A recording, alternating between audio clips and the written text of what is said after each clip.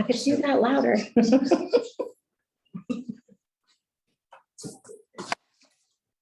Okay, we'll call this meeting to order. Please rise for the flag salute. I pledge allegiance to the flag of the United States of America and to the republic for which it stands, one nation, under God, indivisible, with liberty and justice for all.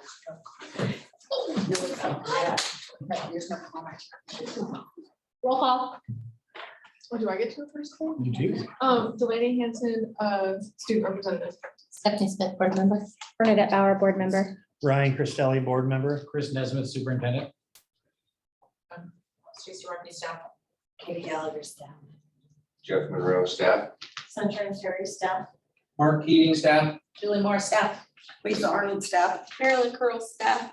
Eric Smith, staff. Candace Goldsmith, staff. Perfect, thank you. Approval of board meeting minutes for May 24th, 2022. I move for the approval of board meeting minutes for May 24th, 2022. I'll second that. And a motion made and seconded. Is there any discussion? All in favor? Aye. Opposed? Motion carries. Okay, so we have several letters.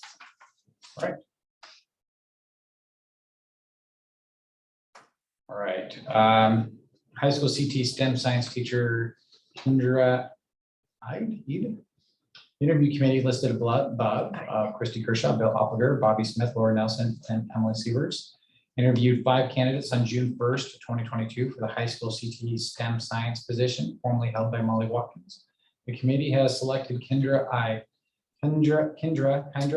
is highly recommended from her previous school. She has an environmental science background. She has fulfilled the commitment to Peace Corps in Ghana in 2011 and 2013. She achieved her master's in teaching, secondary education, general science, and biology in 2017 and secured a full-time teaching position in Cedar Woolley. She grew up in the Harbor and Olympia areas, and she's excited to return. The principal from her previous school stated Kendra is an outstanding teacher and will be greatly missed. Alma High School is excited to add her to our science team. Please accept our recommendation. Signed, Christy Kershaw.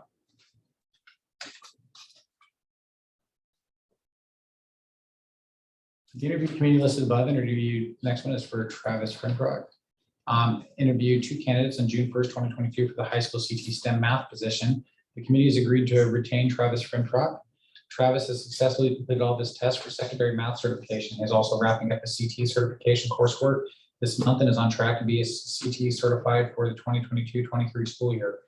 We are excited to retain Travis as an EHS math teacher. He's an asset to EHS and a valued teacher. Travis has been instrumental in developing the statistics course and engaging students with math concepts. We're excited to have him continue his work in the Ag Co-op program and more. Angie Patton. Interview committee listed above interviewed 3 candidates on May 26, 22 for the CT fiscal secretary, formerly held by Fairleigh Walsworth Burnett. Even though we are sad to see Fairleigh retire, we wish her the very best. We believe that Angie Patton has the ability to take on this role and be a solid CT fiscal secretary. Angie has experience with CTE in the Alma School District. She's organized, prepared, and has a fundamental understanding of fiscal management. She is a worker and a learner who is willing to get the job done accurately and efficiently. Angie is a team player who has vision. She works well with her peers and with students. She's approachable yet steadfast. We're excited to have her continue supporting and growing CTE programs. Please accept our recommendation. And Karen Philbrick. Dear Board of Directors, it is my recommendation that we hire Killen Philbrick for the health room paraeducator position that was opened recently at the elementary school. Karen has been a substitute paraeducator for the last couple of years at the elementary, where she has worked in title lab, the math office, and the nurse's office. The interview committee, composed of Wendy Belden, Kim Bouchard, Kathy Delano, Becky Sackrider, and myself, interviewed 2 candidates, and we are impressed with Karen's work experience, ability to multitask, and her kind and compassionate demeanor. We look forward to her working within our health room at the elementary. If you have further questions regarding this hire, please contact me at the elementary. Sincerely, Mark Keating. And then last, for the summer ag co-op, please accept the following staff will fill the ag co-op summer internship position from summer 22. All staff selected have been involved with these programs in the past years and have done an exceptional job. Christy Kershaw will be the summer program administrator. Summer program internship facilitator will be Mary Roberts, co-op support staff, Rebecca Foote, co-op support staff, Travis Finprock, classified staffing, ag co-op, summer ag co-op assistant manager, Michael Martinez, summer ag co-op assistant, Colton Morgan. Sincerely, Christy Kershaw. So, and that is Thank you so much. letter. Sorry, those. It was a lot. Thank you, though. Okay, consent agenda. I'll move for the approval of our consent agenda. I'll second it. It's been a motion made and seconded. Is there any discussion? All in favor? Aye. Motion, all opposed? Motion carries.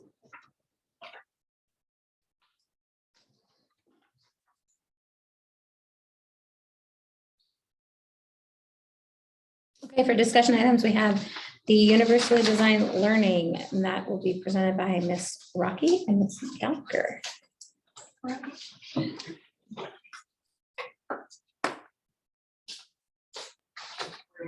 Eric, we're here, right?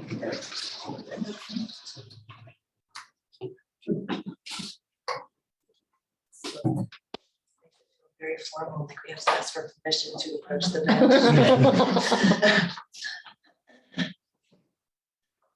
Good evening. So Stacy and I are here to introduce to you the work that we have done this year under the initiative area of Universal Design for Learning. Stacy's gonna pick us up. Yeah, okay. So UDL, Universal Design for Learning. Oh, okay. I'm like, okay, we can go. Okay. All right. So, like Kitty said, this is one of our 5 initiatives for the district that we are looking at. It does tie very nicely with mastery-based learning, which you will hear right after we're done. Some of the rationale for why we're looking at mastery-based learning and UDL is our problem practice, our tier 1, which is basically all students. All students are tier 1 first, and then depending on their need, we go up the tiers. So tier 1 is the first level of instruction. It's delivered to all of our students. It should be accessible to all students, and that's where UDL comes in. It's that accessibility in not only the presentation of the material, but also how they demonstrate learning. Our data that we'll be showing in a minute shows that our tier 1 is not reaching all of our kids, and there's some issues with consistent fidelity in that tier 1 level. We do rely heavily on our support services when we use our MTSS framework. That's what that tiered system, tier 1, 2, 3 is part of that system. And that we need to work on making our tier 1 more robust so that we can meet the needs of tier 2 and tier 3 kids with our support systems. So how we're going to do that? So we say that we're doing this. This is what Yeah. we say we do. in our Yes. school. Yes. And so this is your traditional tier 3 model, where on the base, that's the classroom, first level of instruction, and based on what I perform in that area depends on who goes to the second level, and then the third based on what their needs are. And so now we're gonna kind of go through our data to go, are we really doing this with the fidelity that we should? So we have over 60% of our students in each grade level that are qualifying for tier 2 and tier 3. So that is, instead of a pyramid that we just showed, it's really more of an inverted pyramid. So our tier 2 and 3 kids are 60% when they should be more like 15 and then maybe 20. Oh, yeah, Well, 30. Yeah, we'll show it in a second. Okay, so And so as a result, we're really only able to support reading. right. Yes. So right now with our support staff, our title and lab paraeducators and teachers, we're focusing all of our instruction and intervention in the reading areas. So because we're overloaded, we don't have enough to take care of those other areas. So tier 1 having limited access, that really means that the kids aren't able to access it. So that means we as the instructors, as the leaders, we're not doing enough to modify our instruction or to differentiate our instruction or to use any of these support frameworks in tier one to help the students be able to better access it. This means ELL, special ed, LAP, title, high poverty, all of our kids. Right. And so we're possibly losing kids who need tier 2 and 3, but we can't serve them because we have too many Right. who need tier 2 and 3. So we have to prioritize, or it's kind of, you know, a little triage happening, so. And so then this quote came from, Which book? Yeah, this the blue This book. is, we're gonna talk about this in a minute. So in this book, when we were kind of doing our learning this year, because this has been a learning year for us and really a planning year for what we're planning to build, is if we are forced to rely on intervention systems to bring our learners to proficiency, the goal of all learners being successful will never be achieved. Because if we're expecting tier 2 and tier 3 to fix it, it's never gonna happen. We have to do it at all levels. So what we have happening is really kind of What I was talking about, the inverted. so Yeah. where we have 16% qualifying for tier 3. The national average is 1 to 5%. That's what we should be shooting for, and we're at 16. Then we have 45% qualified for tier 2. The national average is 10 to 15. So again, we've got way more qualified than we should. And that means only 39% of our kids are at the tier 1 level. So this is really disturbing data. It was really concerning when we started really digging into looking at how many qualify in each category compared to what all of our MTS systems data says should be in each category.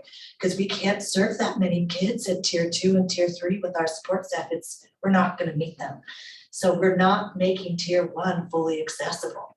Something's happening in tier 1 where we are either shooting too far, we're going past the needs of the kids, we're not doing enough to maybe modify, Modify and engage the learning so that we're reaching all the and that's kids. not to say we don't have good teaching happening.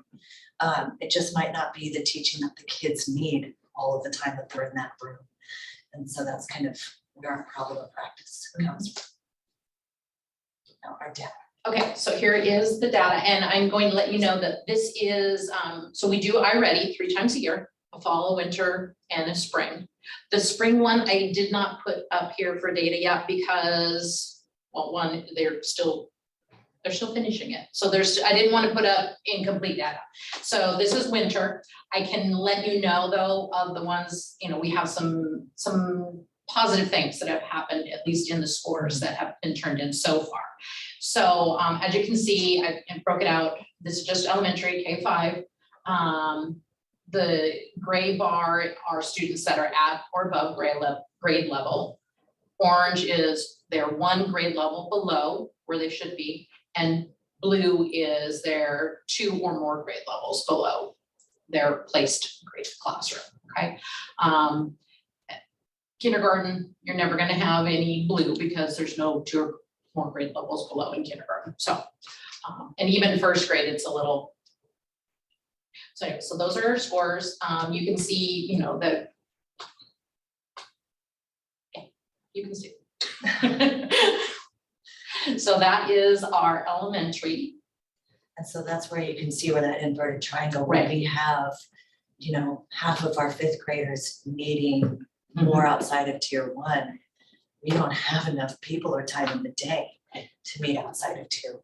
So yeah, if you look at the blue being our tier 1, orange being our tier 2 kids, and then the gray bar being, no, other way around, sorry. Gray bar being tier 1, orange is 2, and blue is red or 3. Yeah. So then here we're at middle school. Middle school. Again, these winter scores, and this is just reading. Since that's where we're focusing intervention for the most part, although middle school does have intervention in reading and math, so I probably should have put it in the math. Sorry. I do have the scores, I think, current ones. So anyway, so it's similar.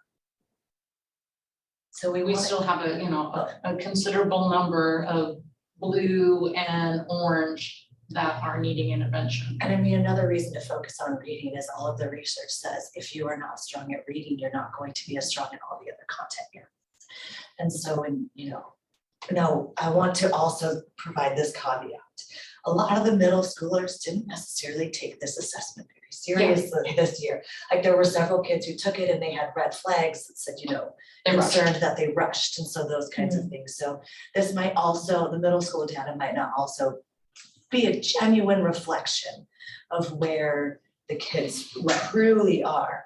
But I can say, in being in the classroom with students, there are several, my entire middle school group is comprised of kids who would fall into categories where they would be at least one grade level below in reading. And so that's not that outside of the realm of possible for this data. And then these are just the raw numbers, looking at math, kindergarten through 8th grade. And so we didn't focus on math as heavily in this because reading is the primary focus. But like if we were to go K-8, what is our primary focus in providing support? It is in reading. So that's why we wanted to give credence though to math. So you can see the correlation. If you have 76% of the kids in the grade level struggling in reading, you see kind of a similar correlation that's equal to or not higher in math as well, to kind of support that research that if you have poor reading scores, you're going to be struggling in other academic areas as well. But Stacey does have some positive. So the positive things, so just to kind of look over the reading score, so between winter scores and spring scores, the number of green, which would be our tier 1 kiddos, went from 39% in winter to 55% in spring. Now, we still have about 50 kids that need to be tested, so those numbers might fluctuate a little bit, but probably overall, I can imagine it's going to be, plus or minus a couple percents. The number of tier 2 kiddos went from 45 in winter to 32.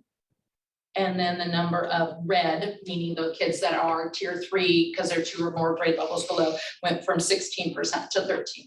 So not a huge change, but at least it's going in the right direction. The 39 to 55 was really good. As far as math, this is elementary. For math, I just did the current spring scores. There, 55% of our kids are at or above grade level, 36 1 grade level below, and 9% at 2 grade levels below. And then the middle school, winter to spring, the same thing. They were 36% at that tier 1 and now 48%. This is a reading. Tier 2, 36% to 29%, and then 27% to 22%. So going in the right direction. We just want to see it bigger. Yeah, we want to see We more. want to see it We want to see more. larger. And so then, yeah, coupled with this is also trying to include more students in the classroom. Right. So that's this. so that's the other piece of UDL. So not only are we making the tier 1 more robust, more engaging, more able to accommodate a variety of different learners, that includes our students with disabilities. So this is our 4-year trend of data that shows the amount of time our students with disabilities spend in their general education classroom. So what we want, our goal would be the green bar, which is 80 to 100% of their day is spent in their general education classroom, not being pulled out for their special education services. So we always try to shoot for that LRE 1, which is least restrictive environment. So we want to see that green bar getting larger. And then, our yellow bar is our kids. Generally, our kids are going to be, if they're yellow, they're going to be in our life skills classrooms. And then the blue is where a majority of our kids, as you can see, are kind of residing. Some of the things that impact that trend or that number of kids in that LRE2, middle school and high school schedules. If you qualify for reading and math, you're 2 periods out of your day, you're in a special education classrooms as things sit right now. So that already automatically puts you in LRE2 because that's 2 periods out of 6, you're already there. So things, we want to be able to do is be able to push kids into their general ed classrooms as much as possible. And in order to do that, we need to give teachers tools in UDL. So what we want to do. Yes, is it's- flip the paradigm. We saw this graphic, we were meeting with, was it Jen Flo from? Yes, from Jen Flo. ESD? Mhm. And we were in Mark's office and she showed us this diamond shape. And all three of us went, Oh, never thought of it that way before. The goal is to see it as going all directions, because we're oftentimes not including our kids who need to be challenged in these conversations as well. UDL is not just about, like, we can give credence to the fact that it was really born out of a desire to support kids in special education, but it can also be leveraged to support kids who are accelerating as well. Because if we are meeting the needs in the tier 1 classroom through differentiation, through providing all these supports, that means we can flex up, we can flex down, we can go into the middle, we can meet them wherever they are. And so it's really looking at the whole kid. It's how are we personalizing learning for the whole student in the room, for each individual. So we're wanting to create a structure where tier 1 takes up the most space.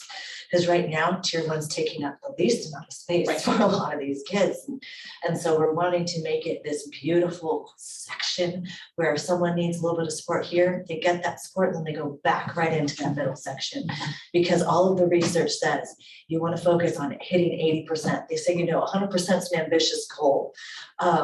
But the national data says, if you can consistently hit 80%, you're doing something right. So our goal is to have 80% of our students getting what they need from Title I. And so right now, Or tier 1. Tier 1. So right now, we're at about 55 if we're looking at our Yeah. ready scores. Mhm. So we've still got some pushing to do to get there, but we think through UDL, and this is combined with mastery base, these things really are not separate, that this is achievable. And so what UDL is, so to give you a basic definition, so both of these definitions came from this book that we read this year with Elise Balaj, how should I say it? Balaj, from the ESD, and so she's worked with us. And she's gonna continue working with us next year. And she's been a fantastic resource. So we're not doing this without finding outside experts to come in and really help us with our direction so that we're not just kind of going around blindly feeling our way. But it's based on neuroscience research. And it's about how our brains learn, which really is tied into a lot of the other work that we're doing in this district around neural education. And it's about providing multiple means for engagement, representation of information, and multiple means for action and expression of that learning by students.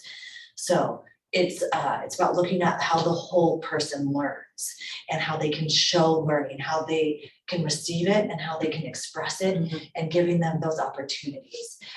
That's really what's at the heart of UDL. And so what it is, because a lot of teachers are going, well, what is this new thing? Yeah. It's one more thing to add to my list of things to have to learn, another initiative. It's really an instructional framework. So I had that same thought when we started working with Elise, and she goes, well, no, it's really, you need to think of it as a lesson planning tool. And so she showed us this.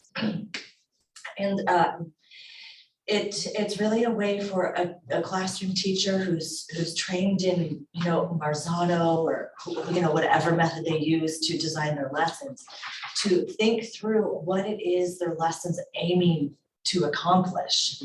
And then to go, well, what are the identified potential barriers, the kids in front of them right now, not last year, are going to have, and then figuring out which strategies to use to engage them.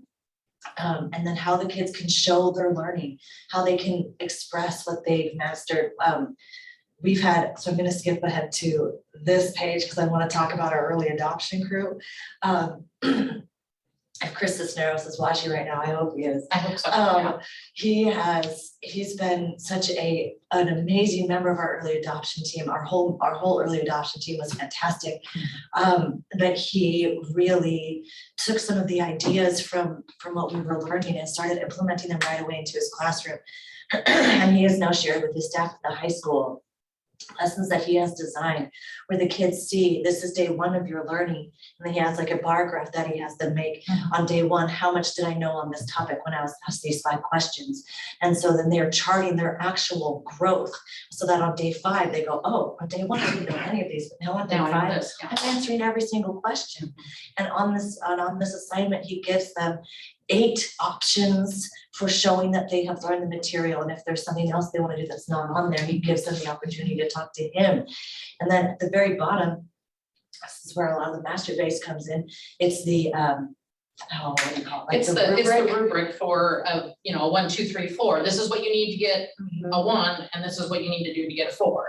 And it's all based on the mastery-based, the standard or the goal or the target, and the target's at the very beginning of the page, just a 1-page handout that they get at every, the beginning of every new lesson or unit. And the kids are really so engaged and eating it up, and he just shared a picture today with us of his team, who's so cute. They made a book of all their things that they did this year, and they each have a copy of the book that has their student samples in it, and it's really cool. And everything was done with the students really driving the direction they went in. They were given these opportunities to express their learning. And he is a different teacher. Mhm. He's a different person when you interact with him as an educator. I mean, it has been a fantastic experience to like be on this journey with him. And so that was just our early adoption crew. And so what we're hoping to do next year, this part. So we also, Elise went in and observed several rooms, because a lot of teachers, they'll have trepidation, they'll say, well, this is so new.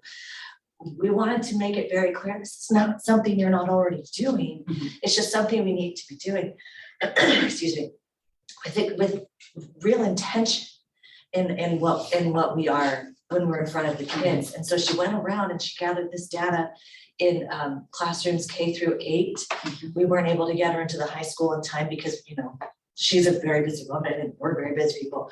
And she said, here are all of the UDL things that are currently happening in the rooms in our elementary school up to our 8th grade classrooms. And so we're not starting from ground zero with any of this work. It's just, how can we be intentional with how we're rolling this work out? How can we be making those modifications and giving kids that agency to show their learning as we go forward? Because that's really what's at the heart of UDL. And this kind of ties in with making our learning personalized and mastery based. Is how are the kids being given the opportunities to express it? And UDL is really that vehicle that we can use to get them there. And so our goal for next year is to form our pilot team. And so this is, I'm not gonna do this in order because I want to tell you who our pilot team members are. I'm really excited. So Chris is gonna be on our pilot team. One of the things that we talked with Elise about is like who should be in the pilot team. And she said, you don't necessarily need your early adopters.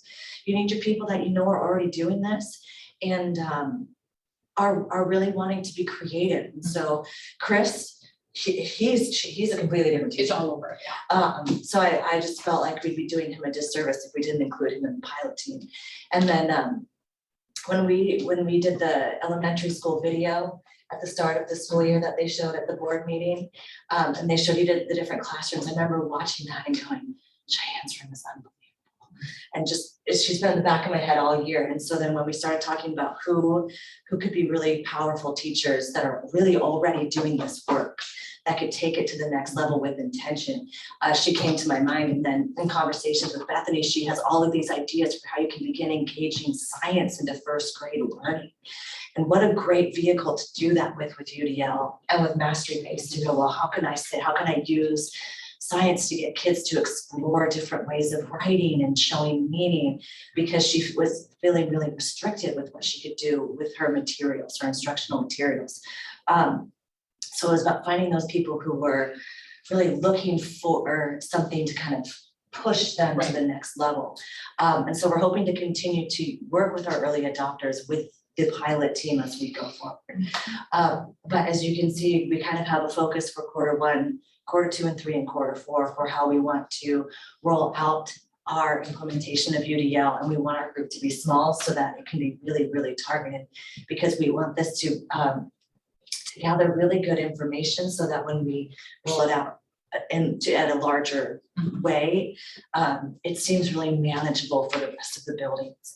Because everything we're doing, you're gonna hear about with Mastery Base is very huge. So we want this to be really focused work that we can help teachers through after next year. And then we didn't mention it, but Summer Institute, we also have a day dedicated for Elise, who is the lady from the ESD. She's going to come in and do actually 2 different sessions. One session will be kind of an overview of what UDL is. So anybody and on the staff, they don't have to be in our pilot team or the early adopters. Anybody can come to that and get some ideas about what UDL is. And then in the afternoon would be more of a make and take kind of activity. So bring your a lesson that you've done that you're really excited about and bring it to our afternoon session, and we'll go through how to UDL it. So. And Chris is really, not this Chris Cisneros is very excited about creating like these little like packets, these little Yeah. toolkits that people can take Yeah. with them of like UDL strategies. He's very, I mean, and Sherry has a like UDL 360 book that she Yes. started using. I mean, It's like a daily planner for UDL. It's just like every day is a new strategy for. But the people that have been Setting part of this work so far have felt like the opportunities that they've been able to create for the students has just opened up, and that the kids as a result have just started to flourish and grow to them. It's really what we're looking for. So told me this morning to not take a long time. and we Okay, took I a think long our time's time. over. So, do you guys have any questions? I don't have any questions as of yet, but I feel your passion and your commitment to this, and I'm extremely proud that you guys are, spearheading this and leading this through. I'm really excited to see what comes of it. Stacey, you probably get better answer this, but do you have a feeling of where the data is in relation to pre-COVID? Yeah. Because this is a fact. I mean, I know our tier 1 has always been Our not big tier one, enough. we've but- always been, that lopsided pyramid. We're a little bit, especially at the beginning of the year, we were really Sure. out of whack. Now, I would say, I said by now we're back. Should be closer to where we. Yeah, I Okay. would say our spring data, we kind of are back to where we were pre-COVID. Okay, Or so, within a 5% probably. so we were still pretty heavily inverted Yeah. pre-COVID. Mhm, Yeah, we Yes. always have. We Okay, always have. okay. We Thank you. are updated within our 5CAS system. I went and looked during your presentation, and we do have our spring data within it. Okay. So, actually, the work that's being done on kind of that targeted instruction that we've adopted, actually the math scores were incredible. The reading was good, but the math was incredible. Mhm. Actually, the opposite. really shows how that that targeted intervention work that's the elementary has done this year has really had a profound impact. It's the beauty of having all of Eric's work on having all of our data at our fingertips. So I think the other thing that kind of goes without saying, our presentations are almost in reverse order, is the mastery-based learning team. They're going to be next on how we're framing out the standards and proficiency scales and kind of identifying what we want our students to know. And the UDL team that Ms. Gallagher and Ms. Rocky are forming out is talking about, now that we have those standards and the proficiency scales in place, how do we develop targeted interventions for those students? And then how do we support our teachers in the classroom with delivering those targeted interventions in their classroom? So really think about these two presentations as they springboard off of each other. And that's really why the next pilot group is going to be like a small pilot group, kind of working on how they can support teachers in those targeted interventions. Because the next group we'll be presenting will be talking about the mastery-based learning work, and that's really providing the spine of that work. Because we need that. That's like step one of UDL is Mhm. identify the It's goal. not- it's What's not the that we're target? So not we really doing need UDL. UDL. It's just, it's Yeah. happening through. So all of our initiatives kind of come together. Mhm. So this group, our next group is going to talk about, so you guys did a great job. Thank you. Thank I you. just wanted to kind of bring the presentations together. So really our teacher early pilot team is going to begin working on how can we build supports for our teachers on delivering those targeted interventions. With that, We'll go ahead and invite you guys back up here. Well, I guess up here. Mr. Keating, Ms. Moore, Ms. Perry. Particular order.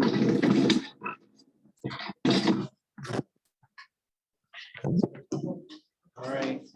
I'm gonna start us off, and really they do go together. I mean, they're essentially the same thing. And really what we're doing is we're moving away from that idea that one size fits all. You know, if you think about traditional education with very few exceptions, all students got the same amount of time to master a skill. They all had the same type of instruction, same type of assessment. You either got it or you didn't, and no matter if you did or you didn't, the teacher moved on. In mastery-based learning in UDL, it's a collaborative journey towards individualizing the learning experiences. And so today we're going to just share a little bit about what mastery-based learning is, why the change is important, and where we're headed in this process, and what we've done so far. If you think about, Chris said something interesting about how our math scores have really changed over time. Our reading scores used to be our math where we really struggled. And a few years ago, we adopted some new instructional material, the iReady instructional material. And if you think about that whole program, what made that so successful for our students wasn't necessarily because it taught different concepts. It was how students were engaged in the lessons. It gave us new tools. It changed instruction to the point where it engaged more students in the actual activity of learning. It was no longer just a teacher standing and delivering. It was students being engaged, asking each other questions, sharing their strategies with each other in small pockets, and then getting up in front of the board. And kids, kindergartners, first graders, second graders, fourth graders, fifth graders, getting up in front of a screen and talking to their peers about the strategies they use to solve specific problems. And really, mastery-based learning is a lot. That's really an example of mastery-based learning. So as we talk about this journey, it is a journey for sure. It's a never-ending journey because we'll be continually tweaking, making adjustments based on the standards and students' needs. Because it really boils down to is meeting each student where they're at. So the journey started last summer institute. I want you to know, though, that we've got lots of different pockets of mastery-based learning in UDL going on in our buildings. We have some outstanding teachers, outstanding teaching going on. I don't want you to think that this isn't happening in other areas, but really the journey started for the entire district kind of last summer institute when we introduced our strategic areas, and these two being it. So I want to start with what is mastery-based learning. So Washington State defines mastery-based learning in these 5 areas, and I'm going to try to make it simple in the next slide. But Washington State would say students would advance upon demonstrated mastery of content. And when we think about advance, we often think about advancing from grade to grade. It doesn't necessarily mean advancing from grade to grade. It means advancing from one standard to the next standard, kind of a building blocks. A lot of times what will happen is the teacher will have a 1-week lesson on something. Students will be assessed at the end of the lesson. When they're done with that, like I said, they get it or they don't. Then they move on to the next standard. So students are going to advance to new standards that they'll be working on based on mastery of a previous standard. Second one, competencies include explicit, measurable, transferable learning objectives that empower students. So we're moving away again from stand and deliver and into more objectives and standards that are more meaningful to students and can be taught between disciplines. So the idea that math can be taught in science, science can be taught in math, history can be taught in reading in all those different disciplines is a very important part of mastery-based learning. Assessments are meaningful and positive learning experience for students. I'll sum that up by saying it's focused on growth. It's not focused on you got it right, you never will, or you got it right, or you got it wrong, and tough luck if you didn't. It's focused on where are you at right now? What do we need to do to move you forward on that particular standard? You'll hear a lot of language like, you do not have this yet. What do we need to do to get you there? Students receive rapid differentiated support based on their individual learning needs.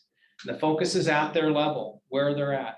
I saw a video earlier today that said that a student felt like every day she went home feeling like she did something right. So it's at their level, focused on growth. That feel, just imagine that if every student could go home every day feeling like they did something right. They might not have been proficient in that particular standard, but they did something right and they moved themselves forward in one way or another. And finally, learning outcomes emphasize competencies that include application and creation of knowledge along with development of important skills and dispositions. Students feel like it's useful to them. A lot of times it's project-based, so they'll do projects, meet standards based and be assessed through the projects that they do. So to kind of sum it up a little bit easier, mastery-based learning, students attain a given level of knowledge or skill in a specific target or standard in order to move forward. Again, remember that moving forward means moving to the next standard. The student does not master the material in their first attempt. They're given additional support and learning and reviewing the information. Then they're assessed again. So it's a teaching or a learning, practice, some type of assessment. If they don't meet proficiency, then relearn it in a different way, assess them maybe in a different way. The goal is always to get them to be proficient or to gain mastery. One building block at a time. Essentially what we're doing is answering the 4 questions of PLC. What do we want students to know? How are we going to know that they know it? What are we going to do if they don't know it? And what are we going to do if they do know it? I want you to keep in mind throughout, you're going to see the term mastery, competency, and proficiency are used interchangeably among different schools and different people who talk about mastery-based learning. But mastery, competency, or proficiency is a student's ability to transfer learning in and or across content areas and to be able to apply knowledge. So again and again, we hear, and students that have been in schools that use mastery-based learning, this applied to me. I felt like it was important to me, and I feel like I've been able to grow. Okay, with that we're going to go to Sunshine. She's going to talk a little bit about the why. Okay, so my part of the presentation is, like Mark said, we're going to talk about the why. So why mastery-based learning and why now? And the 3 main things that we're going to talk about is educational equity, recovery, and student voice. These 3 pieces are major parts of mastery-based learning and the foundation of why it's important, and building that when trying to answer these questions about how we're going to reach these things, mastery-based learning becomes a little bit more of an obvious answer. So for educational equity, so mastery-based learning is educational equity.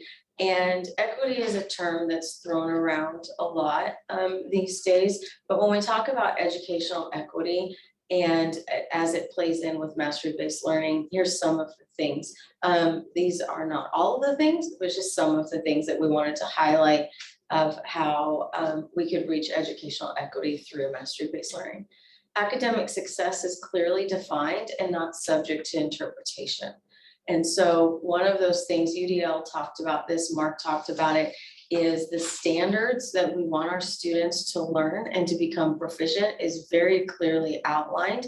And what that looks like, what proficiency looks like, is very clearly outlined ahead of time. So students, families, teachers, everybody knows in advance, this is what I'm learning, and this is how I'm going to show what proficiency looks like.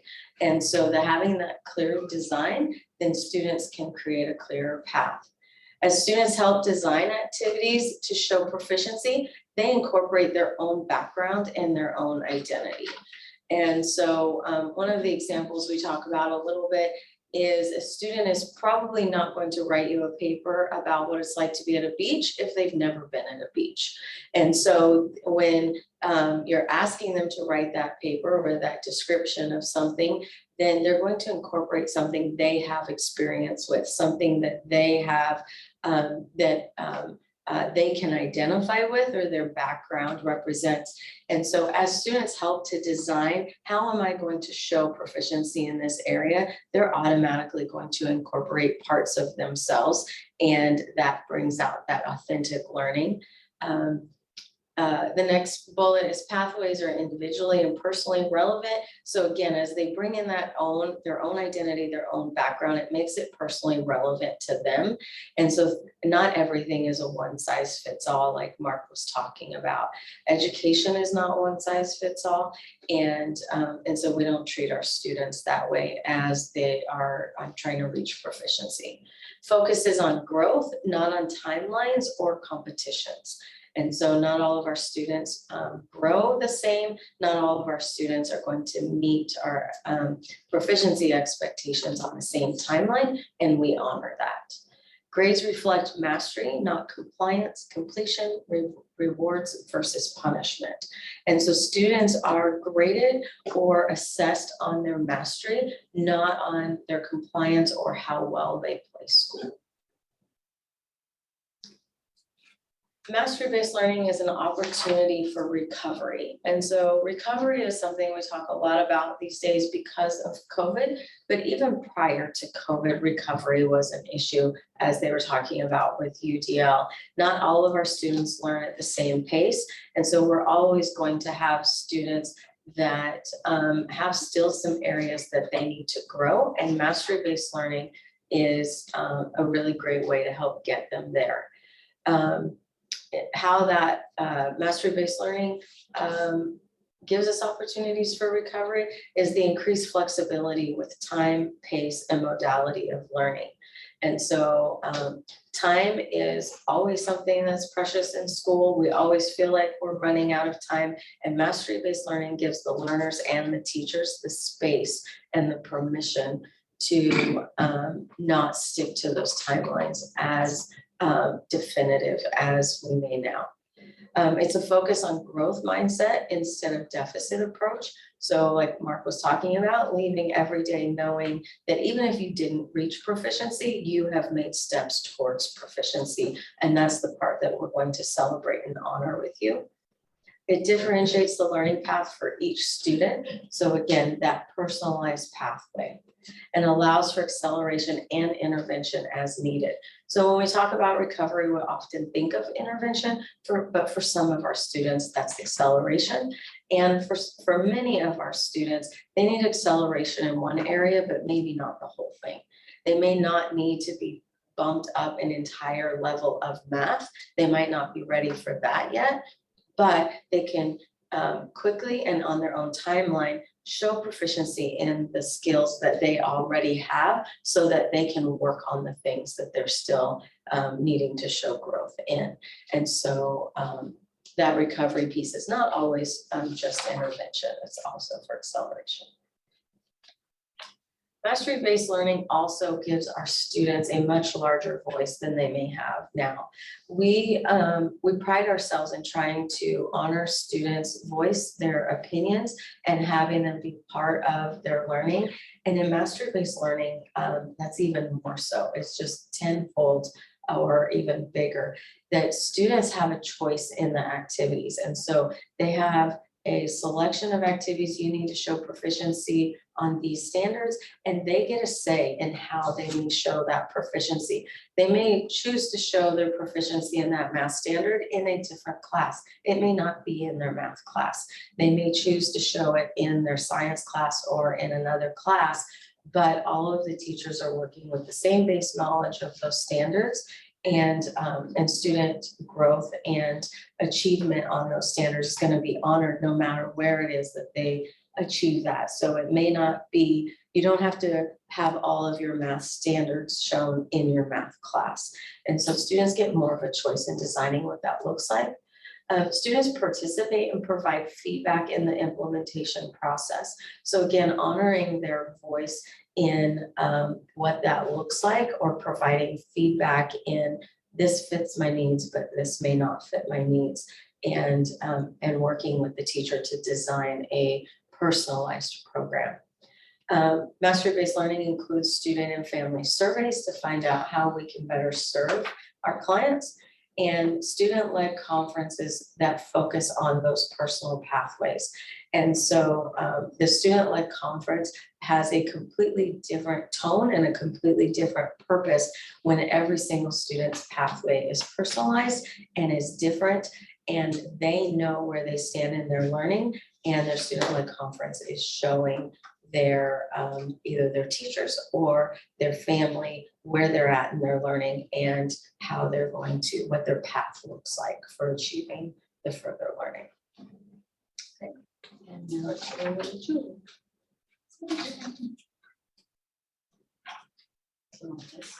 Sure, that'd be great. So my task is to talk about the plan and the journey that we're on. They've explained the definition and why it's a good thing. We started back in August, June, somewhere around there, when Chris came on and he talked about mastery-based learning. And at that time, he talked to all of the administrative members and said, hey, we want you to join a professional group where you can support your area. And he found this mastery-based learning cooperative grant. He says, check this out. So I looked at it and I came back to him and said, no, this is too much. We can't do this. This is a lot. And he gave me a little bit of space, and then we started working on it. I was the naysayer. I didn't think we could handle it, but we wrote the grant. So the grant is for each school. We worked collaboratively to come up with our approach, because this is a district-wide initiative. And so even though we had to write them as individual schools, we came together and collaboratively came up with it. So we applied in October, elementary and middle school and East Grays Harbor High School. We were in some transition at the high school, so I took it on for high school staff and East Grays Harbor staff together. We found out in the first part of December that we were selected to participate in this cooperative grant. Each school received $40,000 per year, or for this year, excuse me, per school. It goes up next year to, I think, 125 per school. So that's 375, something like that, to bring in to help us implement this, okay? Professional learning is part of what comes with the grant, or professional guidance is what comes with the grant. And so in January, you can see we started, we are teaming with a coach from the State Board of Education. They've actually hired a company to come in and work with us. We are working with ESD 113. They're helping us with the initial leading, the initial leading of where we're going as we're developing. They're guiding us. Okay, so turn the page. Here's who we're working with. These are our professional partners. We have our overall group, the Mastery-Based Learning Collaborative. This includes schools. I'm going to show you more of them in just a moment, but schools from across Washington State that we're working with and collaborating with and meeting with, and they're on their own journeys. We have ESD 113, State Board of Education, Great Schools Partnership. That is where our coach is. His name is Don Weaver. He's from Maine, and it's pretty exciting. We are also working with Schools Out and we're there. We've got a lot, okay? All of these are things that we are participating in and learning from, and they're contributing to us all over the place. Today, we were meeting with our Mastery-Based Learning Collaborative via the Great Schools Partnership. And tomorrow we have another training with Marzano, which is coming through the Empower, which you're going to hear about in a few minutes. So we're just all over the place. It's exciting stuff. We are learning so much. These are some of the school districts or the schools These are the schools that joined the collaborative that were also awarded the grant. A lot of them are ALE schools. There's a big picture school, there's innovation, but we are one of the very few comprehensive type regular school districts doing this. Raymond's on board. Are they all the way across? Do you know, Chris? Raymond has received the grant Okay, district-wide. district-wide. Okay, so you can see we are, as Chris has stated previously, we're leading the way. We are jumping on board, we are driving the bus and participating. And we have been working on this since December, January, we really started digging into it. It's not something that's easily understood at first glance. You really have to get in and start sorting it out and identifying where the parts go together. So we have been having team meetings. The elementary team meets, the secondary team meets. We have united the middle school and high schools together as a group, as a team. We meet about every 2 weeks. There are small groups that break off and have their own meetings to finish thoughts and dig a little bit deeper. And we have been working on our purpose, our why, understanding why this is a good thing. Looking at standards, starting to identify how we're going to identify them. That's been a process. How do we separate out which ones are the most critical standards? And proficiency scales, which is a term, if you don't know what that is, it is how are we measuring how they're meeting the standards, okay? Professional learning, like I said, we've had the State Board of Education and Dawn from Great Schools Partnership coming and visited our schools. We've had webinars like we did today with Great Schools Partnership. We went to a gathering in Tacoma. We took a huge team, dominated the room. Elma rocked one in. But we rocked it. It was great. And they were like, yeah, they were glad Elma was there. We were enthusiastic and learned more information. So we have been doing a lot of professional growth in this area, and we're not done. It is just the tip of the iceberg for us. You can see we have more webinars. The collaborative involves more community gatherings. We have a summer institute for mastery-based learning, which is the week before a regular summer institute. We have professional learning communities that we are putting together that we're going to be working with very specific schools. Middle school and high school, I think, are looking at Vanguard and LaConner, and I'm not sure which one the elementary was kind of tagged up with, but we've got some specific groups that we're going to be targeting.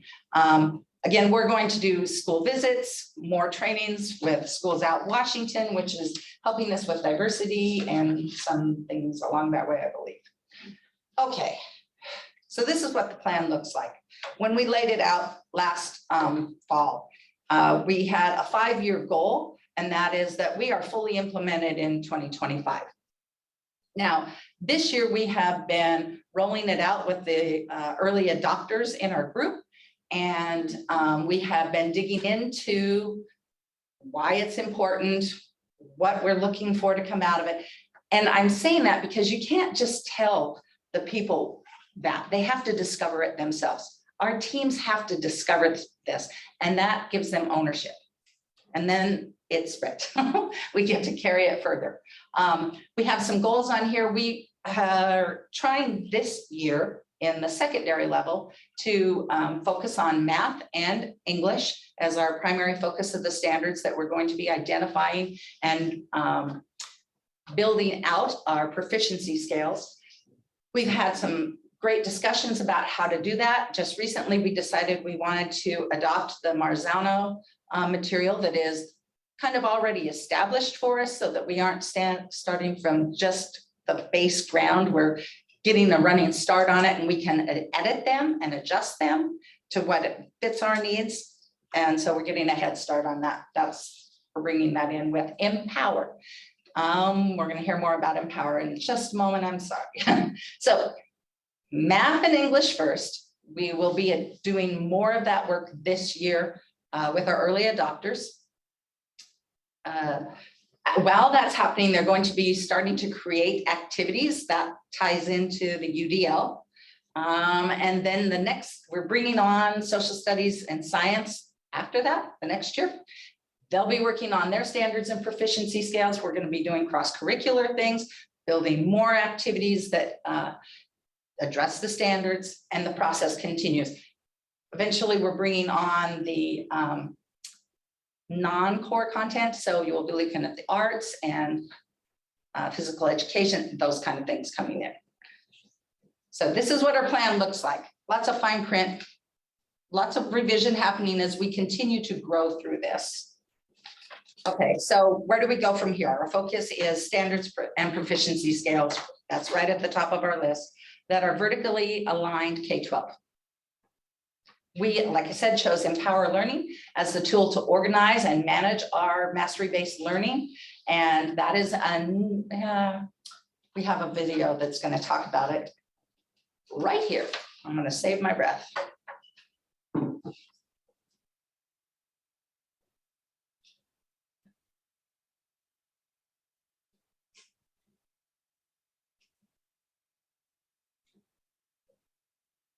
Maybe. Okay, let's say this is you. You're in charge of instructing a class full of students with diverse needs and learning styles, and you've got a lot going on. Even after the students go home, your day's far from over. Or maybe you're an administrator in charge of managing learning for an entire school or district, trying to do what's best for students, but without the tools you need to oversee the change. Either way, you're busy, really busy. I bet you'd like to spend less time with wall charts and spreadsheets and more time creating an exciting learning environment for students. Whether you need more time or better tools, Empower can help. That's everything from standards-based scoring and calculations, differentiated instruction, progress reports and transcripts, parent communication, adult capacity and professional development, and pacing and analytics. These services often represent the largest obstacles to implementation that districts encounter. In a competency-based model, one piece of learning may cover multiple skills. A student is likely working on multiple items at once. Teachers have one or more classes full of students working at their own pace, with administrators overseeing it all, making things complicated. Empower is a full-fledged LMS to manage all of these relationships, so you can get back to doing what you do best, guaranteeing learning to all students at deep levels of rigor. If you're looking for a truly standards-based LMS, look no further than the tool that Dr. Marzano has said is head and shoulders above anything else he's seen. We've got the tools for your schools. We'd love to talk about your vision and how Empower could support it. And they did talk to us. So Empower Learning Okay, is let's say this is you. Okay. Empower Learning is a learning management system. So it's going to be the tool that we use that organizes, has all of our standards in there. I'm going to say grade level, but all of our standards in there that have been adopted that we are saying are critical, and the proficiency scales that are attached to those standards, and students and teachers and parents are able to see the students' progress on the standards. So it is putting everything together and making it readily available for all people to see. Currently, this has been a problem in mastery-based learning, is this organizational piece. White River School District? Well, there's a lot of PLC work that's been done where they still begin using like Google Forms. Yeah, Google Forms and Google Docs, yeah. So this is a transition, and it is supported by Marzano, who has done a lot of work in this. Is it me? Okay, okay. So that is the Empower system. Student or staff will need training on how to use that. We've had a little bit. More to come. We discovered once we started the training on the Empower that we needed a greater understanding about what standards and the proficiency scales and how to use that. So where do we go from here? Well, I've talked about the choosing our K-12 standards and the proficiency skills, but that follows up with the activities and assessments, and that's leads us into where UDL comes in. So we start developing those and implementing them, and they become more accessible. That's a year or so down the road. We're going to start some of those this year, but they're going to be developing consistently. And once staff, thank you. Okay, once staff gets a hold of it, as they were describing Chris with they're going to, a lot of them are going to go, yeah, and go with it, because it's pretty exciting stuff to work with. Okay, Mark's going to wind us up. That was my wife, so she said time is up. Alright, so like I said in the very beginning, this is a journey. The work towards mastery-based learning is never going to be finished. We have a 5-year plan, but that doesn't mean the plan ends in 5 years. We continually make tweaks to meet student needs. That's the big deal. As we get better at personalizing learning for students, we'll continue to make adjustments. This is a great example of a growth, that it is a growth mindset from the standpoint that we learn a new skill, practice a skill, make mistakes, analyze, fix mistakes, quiz. I don't like the term quiz. I like the term assessment. We assess on the skill, we make mistakes again, we ask for help. Sometimes our peers are helping us, sometimes our instructors helping us, sometimes our parents at home are helping us. We analyze, make mistakes, practice the skill again, reassess, and finally demonstrate mastery. Some kids are going to find mastery much quicker than the others in this loop. That's important to keep in mind. So we want to thank these are the members of our teams. We want to thank them before we leave. And I want to give a special shout out to Laura Nelson for helping us with this presentation. I don't know if she's listening or not, but thank you, Laura. She helped us put this presentation together. You'll see that we have representatives from the elementary, middle school, high school, alternative school as well. There's 5 administrators and 20 teachers so far involved. Uh-oh. And we're going to finish our presentation by just, we had one of our teachers, we asked teachers to let us know how they felt, what would be the best way to describe our work. And one teacher responded with this, and it's fine print, so I'm just going to read it. Mastery-based learning is a great change in direction for the Alma School District. We will be unified in an individualized student growth approach to learning. We as educators will be very focused on grade level standards and how they help all students meet them. We can now share ideas as to how to have different ways to meet the same goals, all driven by creating a student experience that allows them to flourish in and out of the classroom. As a teacher, it will be absolutely necessary for me to know where my students have come from and where they are headed. Fluid and well-planned, but still allowing a teacher to teach in their own unique style. So that completes our presentation. Are there any questions? Not at all. There's a lot of stuff. It is, You kind of got all of it. and it's a lot of work behind what you've shared. Hours and hours of learning and meeting and thinking about how to think about it. And the big shift is engaging students in different ways, engaging them in the learning, but also engaging them in the process of learning, developing their own plans. I love it that, it's this very flexible program. This is a very flexible way to move. But I think the biggest thing I love is the agency that the student has over their own learning. And I love that part of it. Agreed. All right, Thank thank you you. very much. One of the, you guys just did an incredible job. I mean, they didn't do an incredible job on the presentation. That was good, but the work they have been doing, it's every Thursday, it's mapping it out, it's going through the standards. I think they spent, they being Mark, Julie, and Sunshine, spent months just getting the staff on the same definition. Like, can we define student success in the same way? And you wouldn't think that would be months and months of work, but it was months and months of work on just, do we have the same definition of achievement? Are we talking the same language? Or are we defining student success? And then now the staff their teams are just really, really ready to go. And then one of the silent heroes in this work has just been Eric. Eric has just been building out the software, getting the infrastructure in place, making sure that the teachers have the tools kind of on their hands, in their hands. So Eric has just really been this kind of quiet hero to make sure everything is working as they need it to work. So does just a really good job. And it did feel really, really, really good when we were in Tacoma meeting and the State Board of Education came back and they said, wow, it feels like Elma has really got a great definition for this. Great, like you know what you're doing. Elma knows what we're talking about. So that was really validating that even though we spent months on aligning our definitions, that months of time was really worthwhile, because then it didn't matter, we had a big team there, but it didn't matter who you spoke to from Elma. Everyone from Elma would communicate our mastery-based learning work in the exact same way.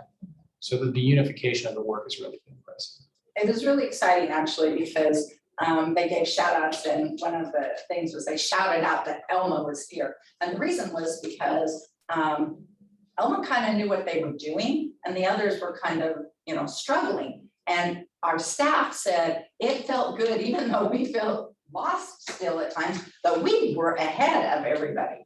We had a plan, we were going, but they knew what they were talking about. And that was really awesome to hear our staff feeling that positivity about this tough journey.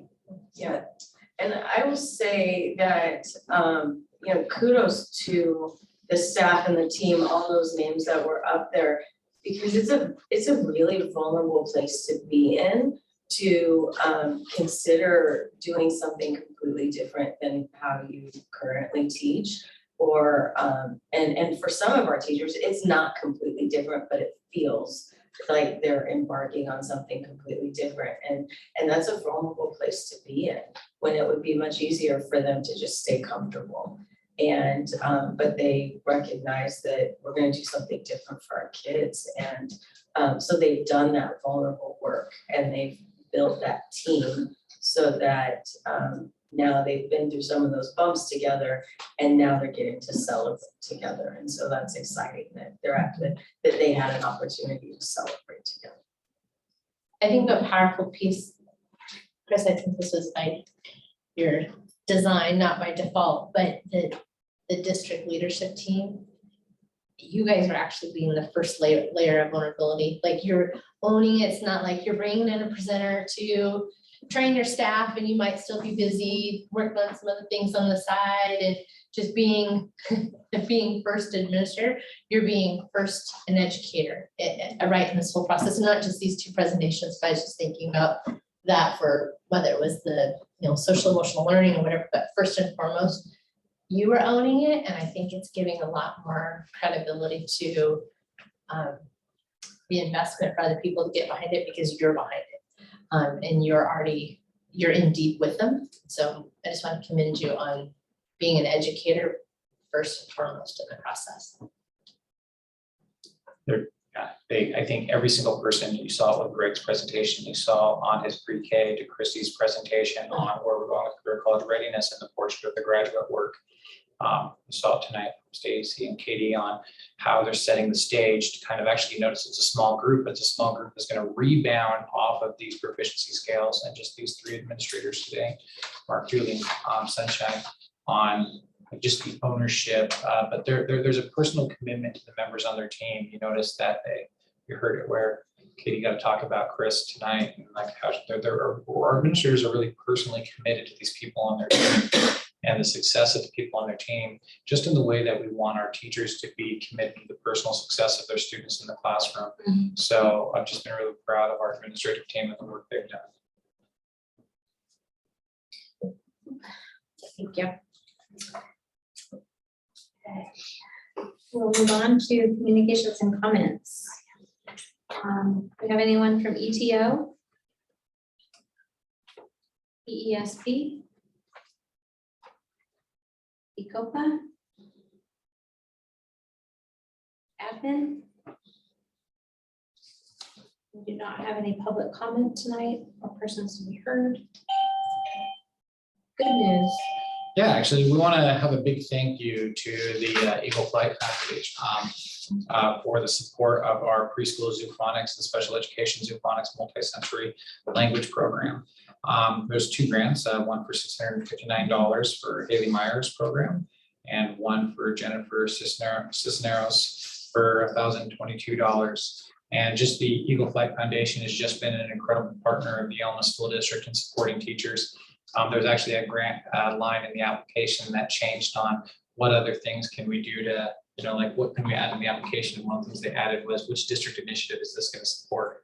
So both Jennifer and Haley's applications communicated how this really, their work on the zoophonics lined out with Mr. Greg Scroggins and this pre-K work on how can we really engage students in a variety of different ways. So just a huge thank you to the Eagle Flight Foundation on that. I think the other donation was also on our kindergarten starter packs. And I think we did a thank you for that, but we had our kindergarten screening this last week, and the t-shirts that were last donated by the Eagle Flight Foundation, all the welcome packs that all the students got, was just really well received. So One parent came in and said that her child slept with it. They're so excited about it. That's great. So just a huge thank you to the Flight Foundation. And then I actually, my own personal good news is I got to attend my first senior award ceremony last night. And what an absolutely incredible event that was, so for my first time on just how much our Elma community comes out in support of our students and really invests in the future of our students. I was insanely proud to be here, and be in our community and be in our district, and just see our, just how we really are just one Elma family. And so just really so thankful for our donors and people who've invested in our students and all the scholarships last night, and just knowing that our students are set up for success. So it was a great night last night.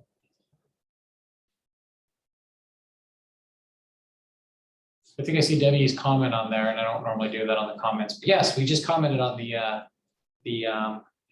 Debbie, we just commented on the Flight Foundation kindergarten readiness t-shirts. Oh, PTA did the t-shirts. Debbie, thank you so much for the Flight Foundation provided the readiness kits and the PTA provided the t-shirts. Thank you so much for that correction. I'd have felt terrible if I didn't have that right as we were on our way out.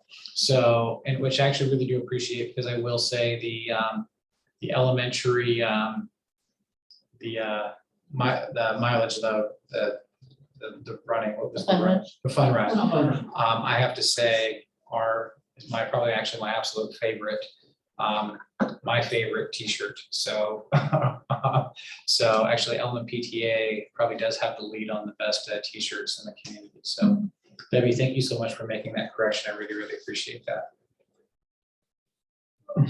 Okay.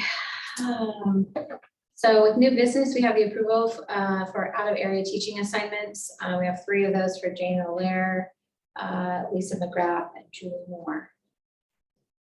This is really a backup plan for with the Accelerate program at our Stanford Academy. Right at the very beginning of the school year, they had some issues with getting all of their certificate teachers up and ready for that first week. So I may need to use this certification report to do it in the month for them, just kind of setting because they truly were getting all of the kids plugged into all of the online process. So Okay, thank you. I'll move for the approval of out of area teaching assignments. The only correction, sorry, the only correction to this is this really should be elementary, middle school, and high school. It's K through 12 for all our Stanford Academy. I will move for the approval of out of area teaching assignments that also reflects for all grade levels, K-12, for the 3 teachers for administrators listed. I'll second. And a motion made and seconded. Is there any further discussion? All in favor? Aye. Opposed? Motion carries. Okay, approval for approval to issue administrator contracts. We are just looking to issue out our contracts for the 22-23 school years for a commitment to return. This is just for our staffing need to ensure that we're aware of who is coming back. Yeah, well, yeah, administrators and certified employees, so both B and C. I move for the approval to issue administrator contracts for the 22-23 school year. Yeah. It's been a motion made and seconded. Is there any discussion? All in favor? Aye. Opposed? Motion carries. And did you include B and C in there, or we'll have No, to I do a didn't. separate? No. Do a No, separate I issue. just did B. Okay, thank you. Approval to issue certificated contracts for the 22-23 school year. I will move for the approval to issue certificated contracts for 22-23.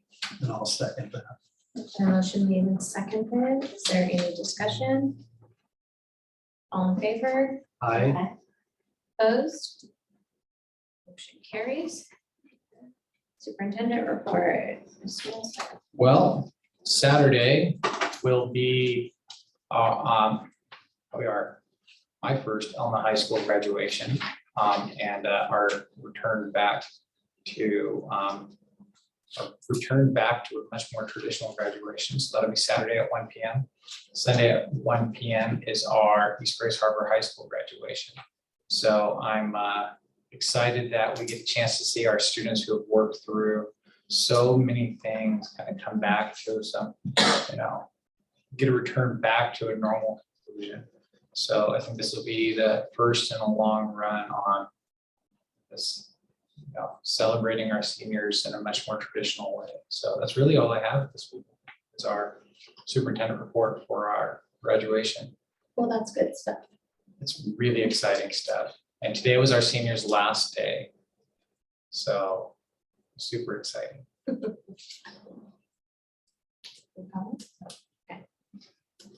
Okay, thank you for that. Ms. Delaney Hampson. Kind of like Mr. Nesmith, I don't really have a lot today. But first, I wanted to wish a happy Pride Month to all of our LGBTQ students, families, everything. I hope that we all take this moment to think of those who are in safe situations and really just celebrate everyone. So happy Pride Month there. And then like what Mr. Nesmith said with the seniors, this is a really sad year senior-wise for me. One of my best friends is graduating. And so it's been a lot, but I'm really, really proud of all these seniors. They've gone through a lot. They've worked really hard to get to this point, especially the past couple of years. And so I'm just really proud of all of them. And I'm looking forward to seeing what they all get to do after they graduate. Yeah, and then just making sure that everyone's having a fun and safe summer. Hopefully it starts getting warmer out. So we all have the ability to go enjoy that. So. Thank you. Okay, that concludes our evening. Can I get an adjournment? Make a motion, we adjourn the meeting. I'll second that. And motion made and seconded. All in favor? Aye. Opposed? Motion carries. Have a great week, everyone. Rest of your week.